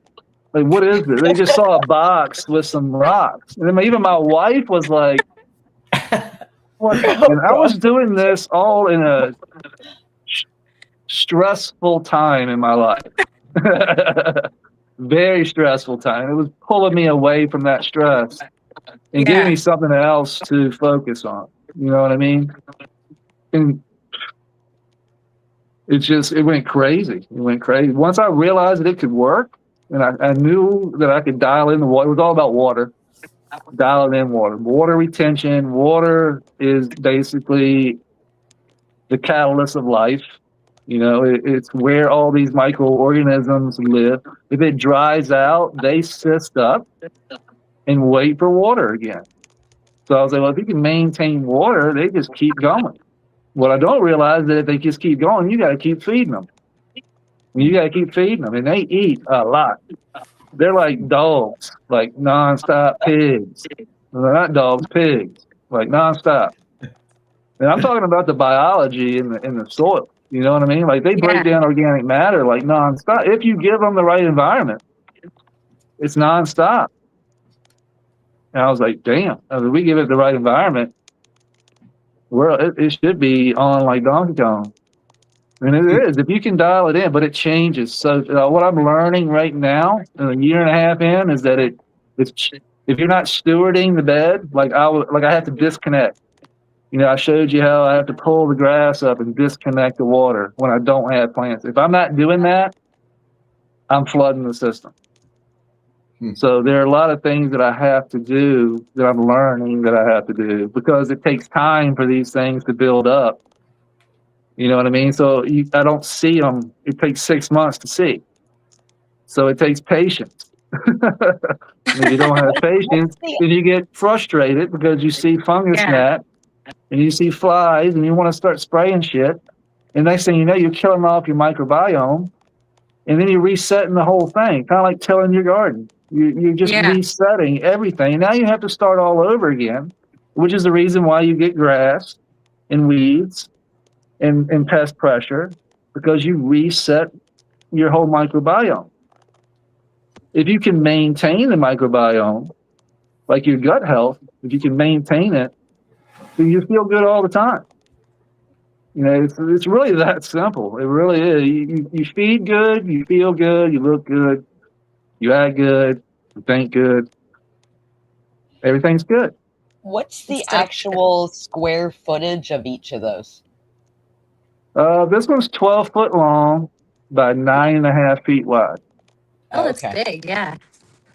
So, yeah, space is another thing. You know, I realized that, you know, the bigger the area, so Earth is our container. So Earth is basically where everything is stored. But in here, you got to create like your mini Earth. So, but in Earth, there's lots of different microbiomes. Everybody wants to create a sterile environment for their plants. And sterile is not nature. It's not sterile. It's very impossible, you know, to try and be sterile in a system like this. Which is why if you're growing, like if you were to do this commercially, your rules and regulations would throw you right out the window. Like the state would never allow you to do something like this because you're probably going to test high for heavy metals. Who knows what they're going to come up with. But it's not a sterile environment, first of all, you know, and that's a big no-no in the industry. And I let everything, it's open door policy. You know, it's basically like growing outdoors, indoors, but if you don't dial in everything, if something gets off whack, it's not the end of the world. It can fix itself. Just like I proved, like I can crash it, but then it can fix itself quickly. Yeah. Just like everybody on this, watching this right now, if you have health issues, nutrient-dense food is medicine. It will fix and heal your body. But you gotta be consistent. You gotta exercise, and you're gonna have to probably quit drinking it. That was for me anyway. He said probably. Yeah. And also have a And good that's- like mind state too, because I think sometimes people, you get the physical, but you got to have like a good, you have got to have supportive people that are caring Yeah. and want to see you succeed. Like you have to have a good, like good people around Yeah. you, good environment, kind of like the plants. Yeah. You got to give them a good environment to thrive. Yeah. It's the same with people, and it's tough sometimes because you might have to like put yourself in a different situation and say I'm a little bit outgrowing the old one, and so I gotta evolve and hopefully you Absolutely. can bring everyone you want with you, and we can all evolve together. But, it's a constant like refiguring out process, just like the garden of like, how can I, have the best environment and be thriving. Yeah, and learn how to take criticism. If you're gonna put yourself out there like I do, like Yeah. you're gonna get a lot of feedback. You're gonna get a lot of crap. Yeah, But just I don't think take it the best personally, advice I that's ever all. got was from my favorite band is 311. I'm an old school 311 fan, and they got a song it always sticks in my head, and everything that's said to me, I take it as a compliment, no matter what they meant. But no matter what you say to me, I take it as a compliment. Doesn't Yeah. matter if it's negative or not in my head, and that's all that matters. What Yeah. you think in your head personally. Yeah. They can tell me It's whatever they want, but in Yeah. my head, I appreciate you. Right on. It's true. Good attitude. I like that. So, Josh, what would be some good words of encouragement for anybody who, grows with salts and switched over, since that was your personal experience? Like, if they're hesitant or cautious, like what would you say to encourage them or to help them, potentially want to try, these methods? Oh, that's easy. Don't be afraid to fail. You're gonna fail. Period. Took me 7 times over here to get that done. I sucked at. I mean, it's a lot of work. It was a lot of work. There was one time where I went inside and I was almost in tears. I was like, I think I bit off more than I can chew. I don't think I can do this. I don't think I can figure it out. And my wife was like, well, were you still leaking water? And I was like, yeah. I was like, still fucking leaking water. I can't figure it out. I don't know where it's coming from. Like, I put more pond shield on this shit than I know what to do with. I was like, I don't know what's wrong. I don't know where I'm leaking. I don't. Yeah. And then it was just, I don't know. I went down, I took a walk, actually. That's exactly what I went for a walk and cleared my head. I went down to the reservoir and I looked at where the stream was coming out, and I realized where the stream water was coming out, there was no organic matter. There was because the stream was pushing the organic matter away from the entrance. Okay, so the stream is pushing away all the organic matter. Okay, and it's pushing it all up the side. So as the water is flowing out down the stream, it's pushing that organic. Everything that lands in the flowing water gets pushed downstream. What doesn't get pushed down gets pushed up on the shoreline.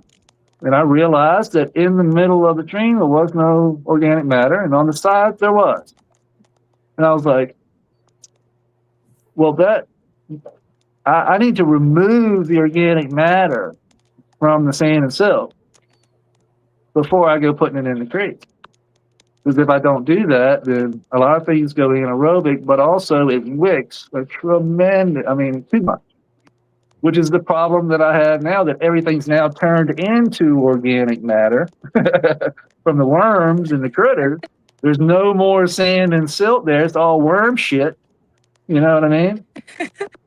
You did your job. Well, yeah, it's a great problem to have because the plants love it, but it also wicks and it turns into mud, is what it does. Yeah. It can't breathe. Right. Yeah, it So gets you need the suffocated. critter. So the simple solution to this was just to sprinkle some more sand and silt on top to freshen it up. The worms come back, aerating it, and problem solved. All they needed was more food. You just have to keep feeding everything that you did to get to where you were at the beginning. you have to keep doing every 6 months to a year. You know what I mean? So Yeah. basically, like, you have to keep feeding yourself every day, 2 or 3 times a day. I have to feed my critters every day or every other day. It's like I have to feed my fish. And by critters, I mean it's a chop and drop. It's as simple as taking a leaf off the plant, because that's what they eat. They eat organic matter, and that's what the plant grows. So it's so easy once you put these things together in your head, because at first I was like, I have no idea what they're talking about. Organic matter, like what? How do I get that in the soil? Like, what is carbon? Like, how does carbon get into the soil? Like, how does this work?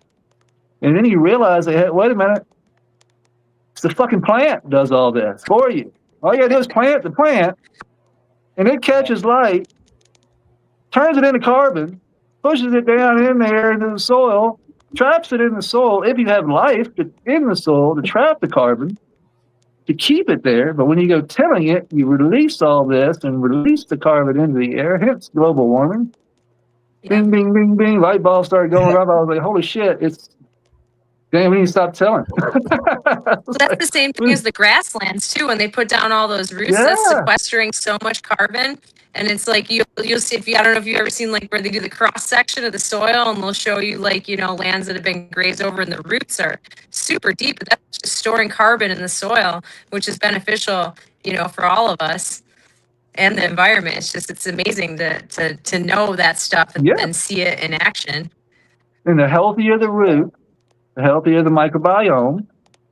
The more nutrients they're mining out of the soil, out of the sand and the silt and the clay and the rock and all that stuff that's in the soil. Organic matter. Basically, they're eating dead shit, dead things, dead bodies. They're just dead bodies everywhere, like the song says. When you're looking at the soil, that's what they're doing. All right, let's learn about the mugwort, shall we? The more dead bodies you got, the better off you are. Here, we're going to watch this video. We're going to watch this video. Okay, I think, we're going to go into the video here. The mugwort. 2 weeks in a row, we put it off because... This is the wise woman's power plant, mugwort, Artemisia vulgaris. Named after Artemis, goddess of the moon, the hunt, wild animals and childbirth, mugwort is thought to be the oldest of plants. Known as the Mater herbarum, it is steeped in so much folklore regarding its healing properties. The second part of its name, wort, comes from the Old English spelling W-Y-R-T, and literally means plant, root or herb. Wort as suffix was given to non-woody plants that had long been known to be beneficial. The opposite of a wort is a weed, such as ragweed or knotweed. So let's delve into the uses of mugwort. In the Iron Age, people drank ale made from mugwort, used instead of hops. Hops are a depressive and sedative, whereas mugwort is a tonic and stimulant. It was also one of the 9 sacred herbs of the Anglo-Saxons, as recorded in the 9 Herbs charm in the 10th century Lacnunga. The physicians of Mudvi, herbalists in 12th century Wales, recommended drinking ale-based brews laced with mugwort, fennel and mint to cure hysteria. Although their materia medica was an accumulation of knowledge from the preceding centuries, it was actually accurate, because mugwort is a nervine and tonic. It calms the nervous system and creates a feeling of well-being. In keeping with its link with Artemis and the moon, mugwort has traditionally had a close and powerful affiliation with women's menstrual cycles. It was used to ease the pain of childbirth and the cramps that accompany monthly menstruation. As a uterine stimulant, it was also used to bring on delayed menstruation. Mugwort is well suited to these functions. It has emmenagogue properties. These are properties that stimulate or increase menstrual flow. It should never be used if you are pregnant, or even think that you may be pregnant, as it can trigger miscarriage. Mugwort is a plant that has been in use for thousands of years. In Eastern cultures, it's used copiously as a food and cultivated in many gardens. The root is sweet and pungent, and the herb is aromatic and bitter. It is used to support the digestive system and aid in stomach and intestinal conditions. In traditional Chinese medicine, mugwort is used in conjunction with acupuncture in a technique called moxibustion. It is used to assist the flow of energy in the body for pain relief and muscle tension. Before we go into the most powerful uses and properties of mugwort, let's make sure that we can identify it.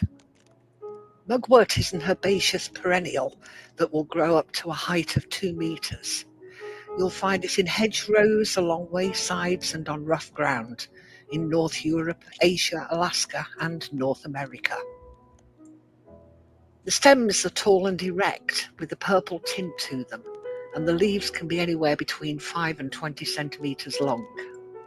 They grow in pairs on either side of the stem, and they're dark green on the top and white and downy underneath.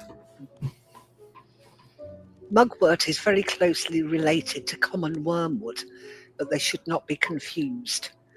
The best identifier is the leaves. Mugwort's leaves are pointed and spiky and white on the undersurfaces only, whereas wormwoods are rounder. This is a close-up of the pointed leaf segments. When the flowers are in bud, they're white and downy, but they open to have a greenish bell-shaped sheath. Mugwort really comes into its power for its traditional folklore and magical uses. For centuries it was burnt as an incense or hung over doorways as protection and to keep evil spirits away from the home. Mugwort's stimulating properties make it well known for its ability to promote vivid dreams, enhance intuition, and intensify visionary experience. It's often used in shamanic practice to aid in work involving altered and trance states. The volatile oils found in all parts of the plant contain the psychoactive terpene thujone. Allergic reactions have been recorded to mugwort, either from coming into physical contact with the plant, the smoke, or from drinking tea made from the herb. Either pause the video to give you time to read these, or otherwise we will post them in the comments below. Our Etsy shop, also called Gaia's Dispensary, stocks dried mugwort. Thanks for watching the video. We hope that you enjoyed it. See you next time. Bye. Bye. Bye. Go Well, that was smoke really some interesting. mugwort. Anybody want to go smoke some mugwort? You gonna grow it in there? It probably grow like I might. crazy. I might. I mean, if I can smoke it, I'll grow it. Yeah. We tried it. It's pretty It grows crazy. Sounds like it's pretty good. I've actually Yeah, the no. moxibustion is you can use it to like an acupuncturist told me this. I was like, oh, it's so cool. It was in the video. You can roll it up like a joint and use it to, like, if you have fluid buildup, from an injury, and it will Yeah. reduce the fluid buildup. So you just almost like smudge it, like you just burn the joint next to your, Mhm. wherever you have fluid, like in your knee, or if you have an injury, and it will reduce the fluid, which is kind of nice. Oh, That's very cool. Yeah, herbs are cool. Plants are medicine. Plants are medicine. They They're are. here for a reason, man. They're here for a reason. Plants are medicine. Josh, you like you were eat- saying though, like growing teaches you so much resilience. It's like, I think one of the number one qualities it teaches you, like it teaches you problem solving, and like you have to not give up in the face of your, I mean, you can give up, but then you just feel defeated. But I mean, like if you really, if you're really trying to, work through your issues, it forces you to get creative or keep trying. And, you just like, it teaches you how to push through a lot of that, which is, I think, like you were saying, everyone experiences it firsthand. We've all had challenges and struggles that we have to figure out in the garden. And then it just makes you stronger, I think, all around. You realize like, hey, 100%. I could figure this out. I can get through it, Yeah. I went on a little tangent earlier, but what I wanted to end up on that was it was so simple. Like the problem that I was trying to solve, I had spent weeks trying to solve. Turned out it was super simple, and it almost always turns out that way. Like, you know what I mean? It's like always, oh, damn, I didn't think of that. Oh, it's like, oh, you know, oh, shit. Just that, it was that, I got that a lot. And this was the same thing. I was like, you know what? I thought I was just overthinking it. Overthought so much, you know. I was just like, you know what? This isn't that complicated if I just let nature do it. The hardest part about something like this is basically learning how to steward. You know, learning what you should do and what you shan't do, what you have to clean out, what you don't have to clean out. That's kind of the hardest thing right now. But once you learn it, I mean, it's just another skill you have. You know, it's, you know, hopefully that if somebody else builds one of these, I'll be the first person they call because I've gone through the experience for them. And hopefully they don't have to experience what I've gone through, you know, in getting to where I've gotten to this point, you know what I mean? But I know how to set it up now. I know pretty much it's really all about your lights and your water and your air. You know, those three things, lights, water, air, basically your environment. Storing water is key. So if you get a good soil like APSU, I'll shout out to APSU, soil.com, and my sponsors. He's built a soil that holds water. You know what I mean? It's a super soil that literally it could stay in the bag and never dry out. There's just so much life in there creating the moisture that it needs to survive. And it's just, when you pull it out of the bag, you can squeeze a drop out. That's the kind of moisture I'm looking for in my bed. I'm looking for that moisture all the time. And the creek gives it to you. You know what I mean? The pond and the creek give it to you, and with nutrients, you know, from the fish and the turtle. So it's a win-win if you can dial it in. That was the key. It was just all water dialing in. And once I realized that the sand and the silt, the edges of the creek, were my valve, you know, the sand and silt was the valve to the water hose. Basically, I removed that, cuts the water off. I put it back, turns the water on. Remove it, turns the water off, put it back. And it's that simple. It really was that simple. Yeah. So I racked my brain for 2 weeks. Just all I had to do was remove the freaking sand and silt off the creek, and boom, the water stopped.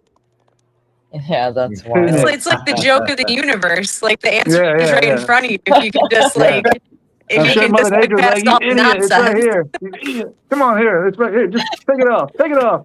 You're overcomplicating. And then you almost like you laugh to yourself kind of when you figure it out because you're like, man, it was right there the whole time. Right there the whole time. I was just like, well, you know, living life. Give up, 'cause then- I got good exercise out of it. I know that. Yeah. How important, how vital is it, the temperature of the water and the amount of oxygen that you're getting into your system? You know, the colder that's one thing I learned. The colder the water, the more oxygen it holds. Yeah. So, you know, I keep the water around 74, 75 degrees. You know, it's room temperature. I really don't. The heater in the pond is set at 75, so it shouldn't get any lower than that. The room stays at 78 degrees in here right now. Humidity is around 61%.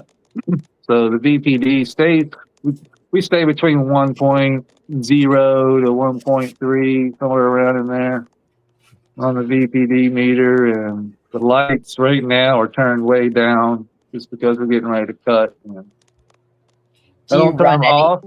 Huh? Do you run any like air purifiers or anything other than what? Yeah. Yeah, the dehumidifiers have filters on them, and then the mini split has the filter on. But other than that, no, there's no. I clean out the dehus and the mini split, but I don't have any purifier gear. No, I should, but like I said, it's we let spores flow. Right.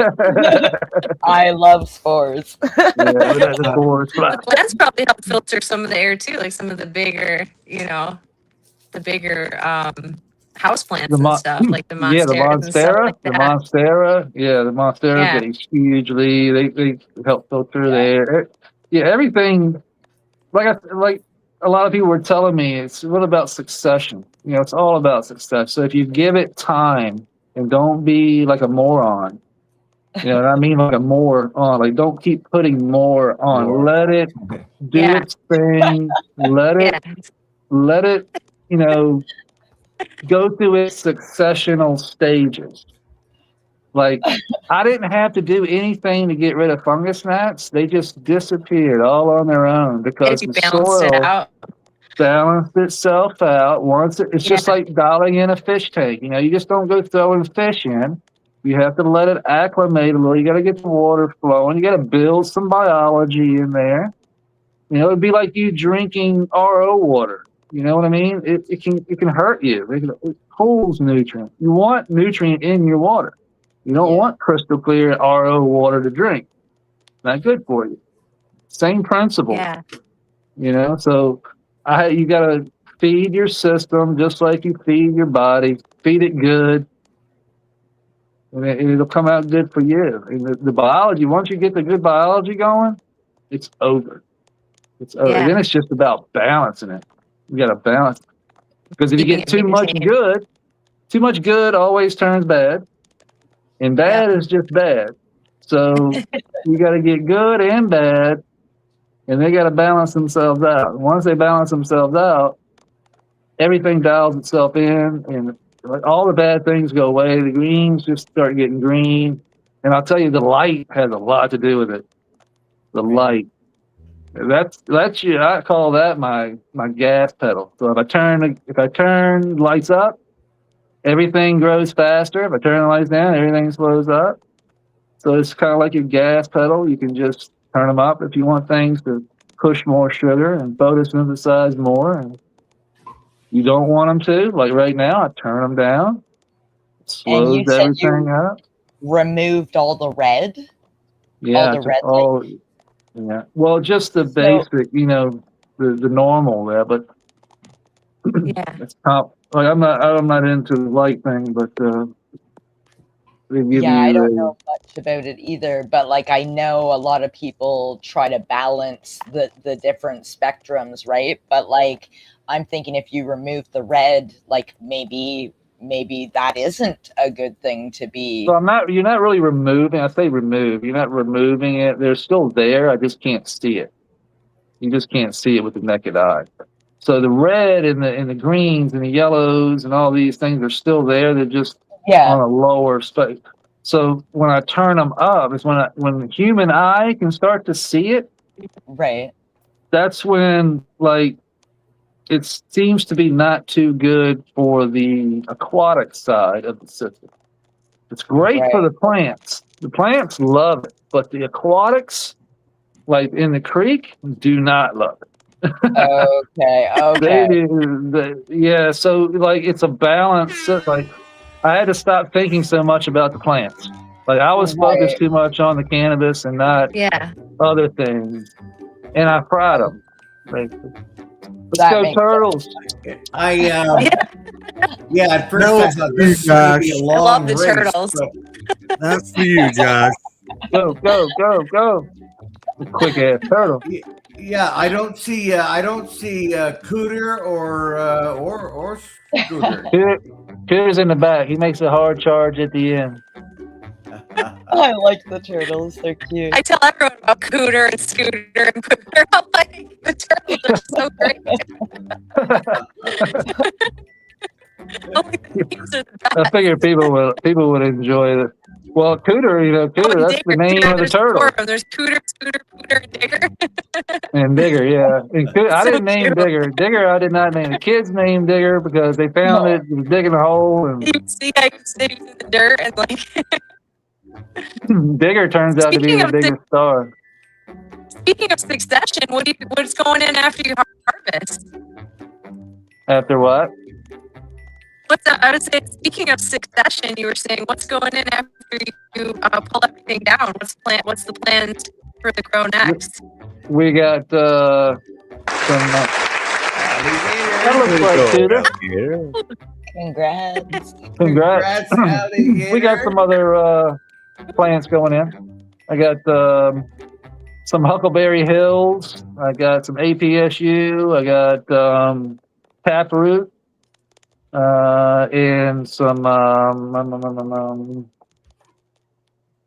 shit, I forget. Congratulations, Had to alligator. go deep on that, of course. High rule. I need your contact information. Nice, Josh. Just send it to our email is let's be Budz show live at gmail.com and send us that contact information, and you're our lucky winner of a seed pack. If it's in Canada, it'll be coming from Dave. If it's in or Canada, it'll be coming from Other way around. yeah, there we go, Miranda or myself, or Michigan, it'll be Dave. I mean, the U.S., it'll be Dave. My goodness, how time flew. I know. Look at that. It Look did at that. fly. Yeah.